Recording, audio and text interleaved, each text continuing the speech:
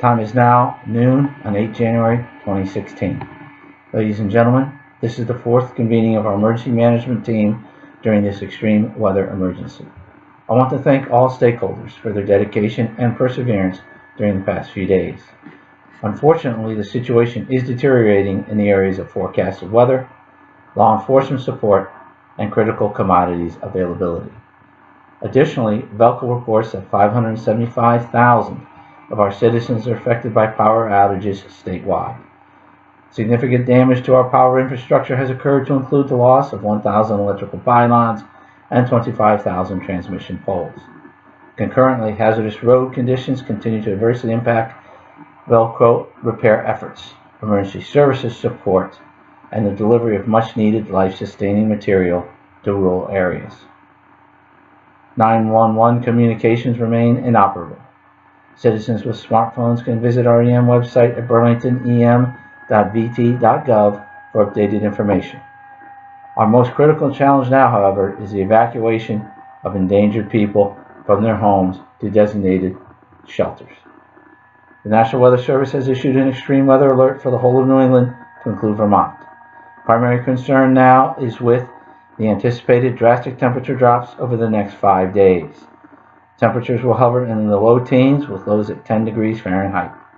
An Arctic blast from Canada, combined with 15 km/h winds, puts the wind chill factor at -3 degrees. Citizen safety in this inhospitable environment is again foremost in our minds. Health concerns related to cold weather exposure and accompanying winds include hypothermia, frostbite, dehydration, and carbon monoxide poisoning from alternative heat sources. These dangers are, of course, more acute for our elderly and for our children. Recommended individual protective measures include remaining indoors, avoiding alcohol consumption, dressing properly to include layered clothing if you must venture outside.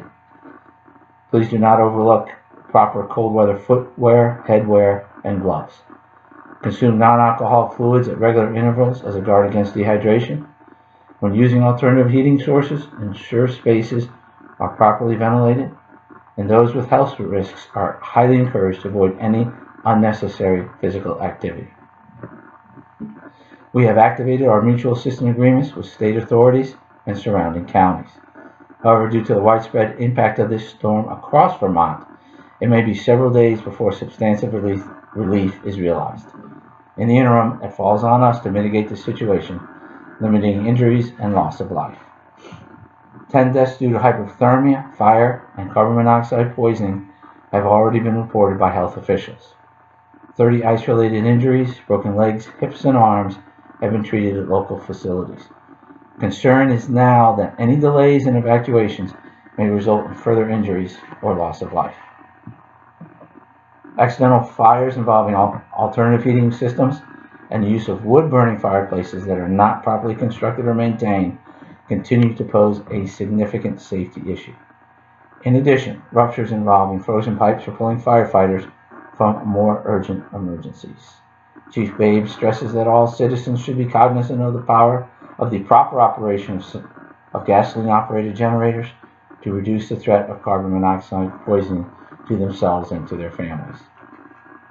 Burlington City Police and the Chittenden County Sheriff's Office are now actively engaged in the evacuation of citizens in life-threatening danger from the extreme weather conditions.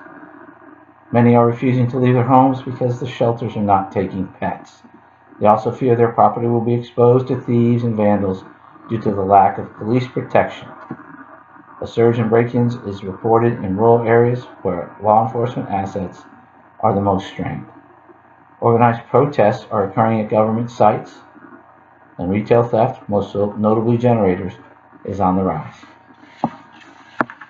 As directed by Governor Shumlin, 3,000 National Guardsmen have been deployed throughout Vermont. Currently, they are concentrated in the Montpelier and Burlington metropolitan areas and have been unable to reach rural communities due to hazardous road conditions. As the REC, I have established the following priorities for the Guard in Chittenden County. First, law enforcement support to Burlington PD and Chittenden County Sheriffs, with most of the military police assets pushed out to the rural areas. National Guard forces assigned to LE, crowd control, and evacuation duties will fall under the tactical control of the Sheriff's Office. Those forces assigned to other duties will be directed by myself, the RAC. Second priority, transportation of evacuees to designated shelters. Third, shelter operations. Fourth, critical commodities distribution. 5, medical and fire response. And 6, crowd control at protests in the area. I've set priorities for the next 24 hours for the emergency management team here in Burlington. First, review the legal parameters of mandatory evacuations. I want to achieve a 50% evacuation of all endangered persons to designated National Guard shelters. I intend to leverage neighborhood planning assemblies to get information out to the public on storm status, location of supply distribution points, and immediate medical needs. We will continue to coordinate with FEMA in reference to ongoing federal aid. I want to increase law enforcement and National Guard presence in the rural areas by 25% over this time period. I intend to establish 2 more emergency shelter sites that will accommodate pets. I want to increase road access by 10%.